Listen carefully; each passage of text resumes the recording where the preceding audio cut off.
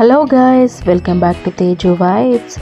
ఈరోజు గోరు చిక్కుడుకాయ మంచి టేస్ట్తో ఎలా చేయాలి అనేది చూపిస్తాను.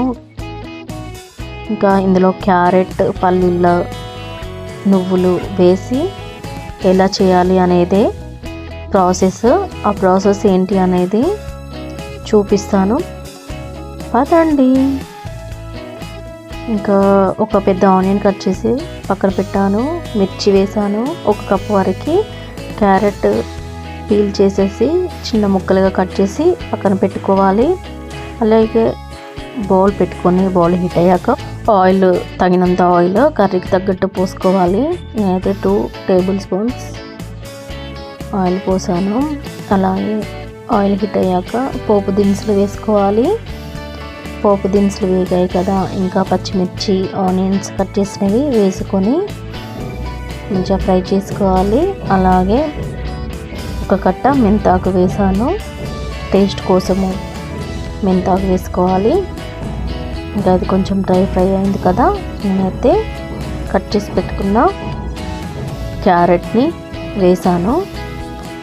ఇంకా అవి మంచిగా ఫ్రై అవ్వాలి. కొంచెం లైట్గా ఫ్రై అయింది కదా, ఇంకా 1 టేబుల్ స్పూన్ అల్లం వెల్లుల్లి పేస్ట్ వేసాను. అల్లం వెల్లుల్లి పేస్ట్ కూడా పచ్చివాసన పోయే వరకు ఫ్రై చేసుకోవాలండి. ఇలా చూడండి, నేను చూపించే విధంగా ఇలా ఫ్రై చేసుకోవాలి. మంచిగా అన్నీ ఈవెన్గా ఫ్రై అయిపోయాయి కదా. అలాగే తగినంత పసుపు వేసుకోవాలి. పసుపు కూడా మిక్స్ చేసుకోవాలి. ఇలా చూడండి, చూపిస్తున్న ఆయిల్ కూడా ఎంత పైకి ఇట్లా ముక్కలన్నీ ఫ్రై అయ్యి పైకి తేలింది కదా, ఇలా ఫ్రై చేసుకోవాలి. ఇలా ఫ్రై అయిన తర్వాత మనం కట్ చేసుకున్న గోరు చిక్కుడు ముక్కల్ని వేసుకోవాలి. కొంచెం కొంచెం వేసుకుంటూ కలపాలి అండి. ఇలా కొంతమంది గోరుచిక్కుడుని ఉడకపెట్టుకొని వండుతారు, కానీ ఇలా వండుకుంటేనే టేస్టీగా ఉంటుంది నాది ఒపీనియన్ అండి. ఇలా చూపిస్తున్న విధంగా ఈవెన్గా మిక్స్ చేసుకుంటూ ఫ్రై చేసుకోవాలి. నెక్స్ట్ ప్రాసెస్ ఏంటి అంటే 4 వెల్లుల్లి వేసాను, 1 స్పూన్ వరకు ధనియాలు వేసాను, ఒక స్పూన్ నువ్వులు వేసాను. చూడండి, 1 టేబుల్ స్పూన్ వేసాను.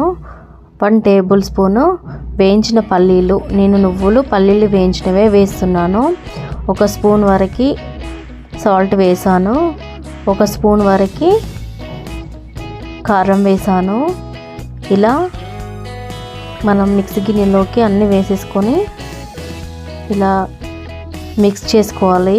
చూడండి, నేను 1 ఇంచు వరకు కొబ్బరి కూడా వేసాను, అది మీకు చూపించలేదు. ఇలా మిక్స్ చేసుకున్న వాటిని కర్రీలో మిశ్రమాన్ని మనం మంచిగా ముక్కలకి పట్టే వరకు ఫ్రై చేసుకోవాలండి.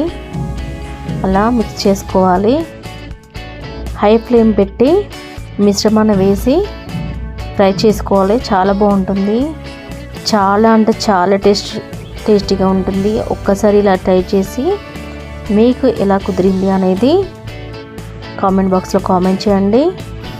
నచ్చితే లైక్ చేయండి, షేర్ చేయండి, సబ్స్క్రైబ్ చేయండి. Thank you so much.